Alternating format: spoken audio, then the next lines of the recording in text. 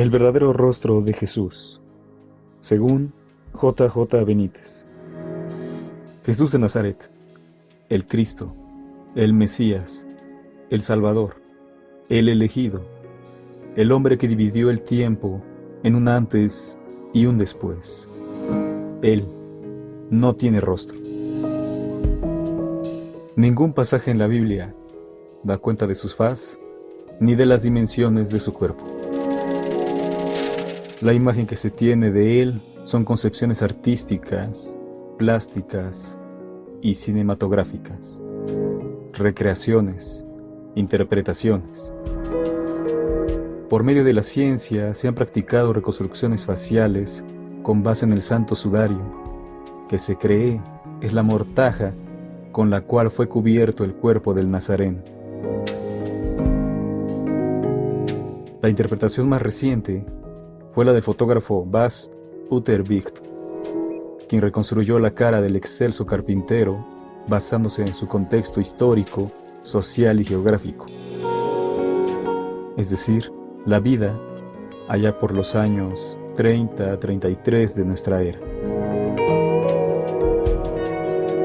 El resultado es un hombre desconocido, alejado del imaginario religioso.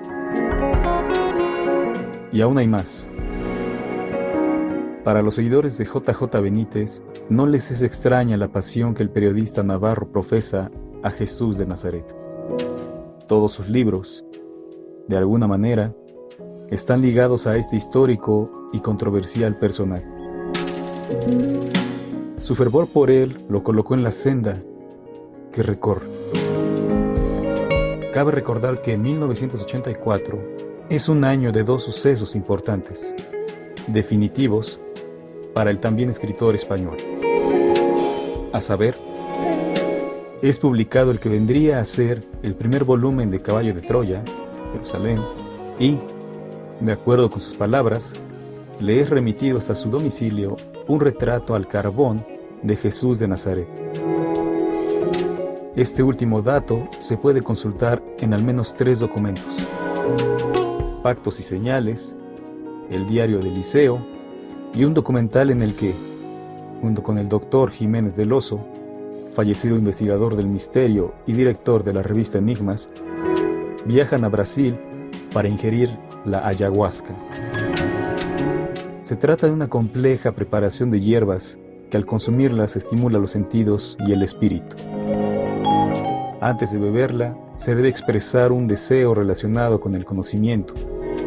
Entonces, tras las debidas acciones, una experiencia brutal sucede. Entre malestares como vómitos y mareos, se transita a un estado adecuado a la experiencia personal. Bien puede ser doloroso o de irrefrenable felicidad. Luego, llega la respuesta de la petición, la resolución de las dudas. De acuerdo con la narración de J. J. Benítez, quien antes de beber la preparación había pedido ver a Jesús de Nazaret, es llevado a una nave espacial apostada fuera de la Tierra. Y ahí ve una gran luz que después dará lugar al retrato que un remitente anónimo le obsequió. En pocas palabras, el periodista afirma que aquel rostro pintado al carbón es auténtico. Más tarde lo afirmará conforme publique sus libros. Sin embargo, el misterio del autor de dicha obra persistió oculto para el público hasta el año pasado. Pues tras la publicación de El Diario del Liceo, se esclarece el origen del retrato, mas no de quien regaló la pieza. Hasta antes de la publicación del 11º volumen de la saga Caballo de Troya, el escritor afirmaría que aquel retrato le parecía enigmático y auténtico, cautivador, hipnótico, y empleará la prosopopeya para ensalzar las características del cuadro. En pocas palabras, estamos ante el Jesús de J. J. Benítez. Durante años, el periodista navarro construiría su mitología, el universo del Caballo de Troya, al que le preceden el enviado y los astronautas de Yahvé, en donde el Jesús literario poco a poco se revelaría más allá del imaginario inserto en las mentes de los lectores, como una persona humana, de carne y hueso. Así, una vez encarnado por medio de la palabra, Benítez obsequiará, como afirmación de que su construcción literaria es real y verídica, la prueba de que el personaje principal de esta no es ficción, sino un hecho histórico no oficial, incluso desdeñado a propósito.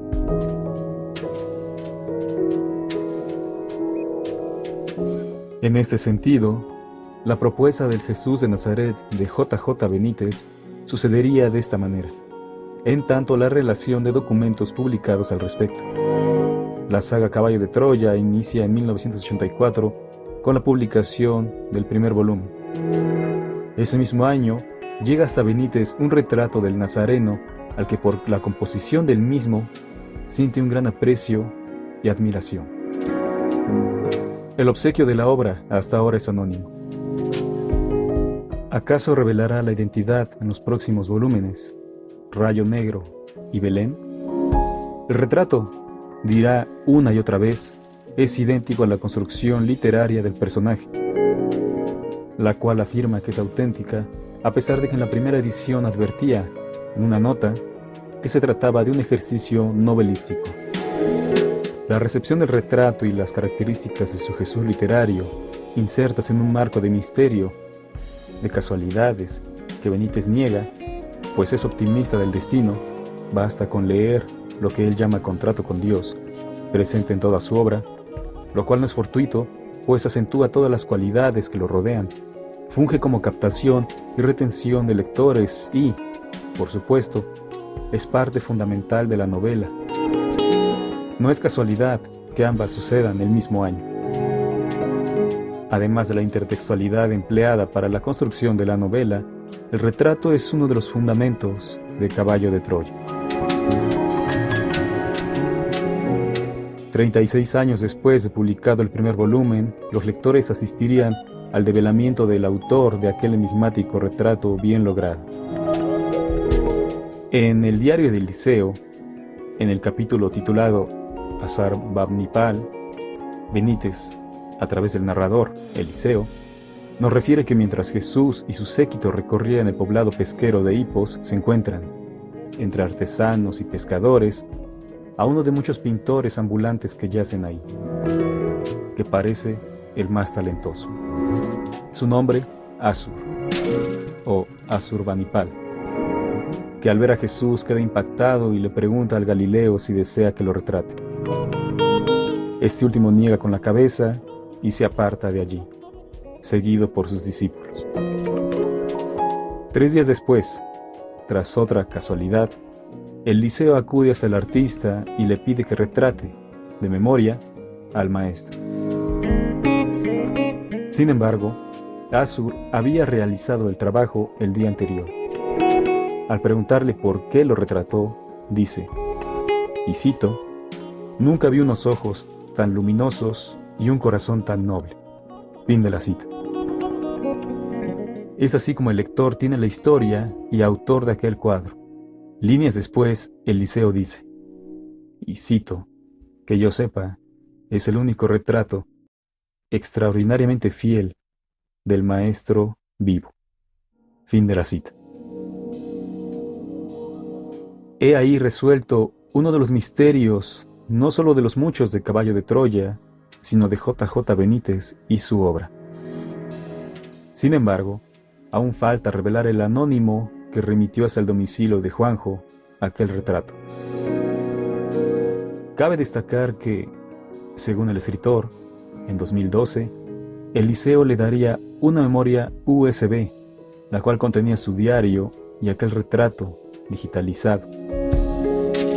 Esto respondería a la construcción del personaje más allá del personaje, lo cual nos generaría un análisis muy extenso de alcances aventurados. Para concluir esta breve disertación, afirmamos que la imagen del autoproclamado enviado de Dios ha sido un misterio que quizás nunca se resuelva. En este sentido, se diría un hombre invisible, y esta ausencia de fisonomía es fundamental para su obra, ya que la palabra es lo fundamental y no el hombre, pues, como se observa, la figura ha sido hecha un símbolo al que adorar, y su mensaje se ha relegado al olvido, a ser un discurso pronunciado en el desierto, un murmullo al oído de un sordomudo.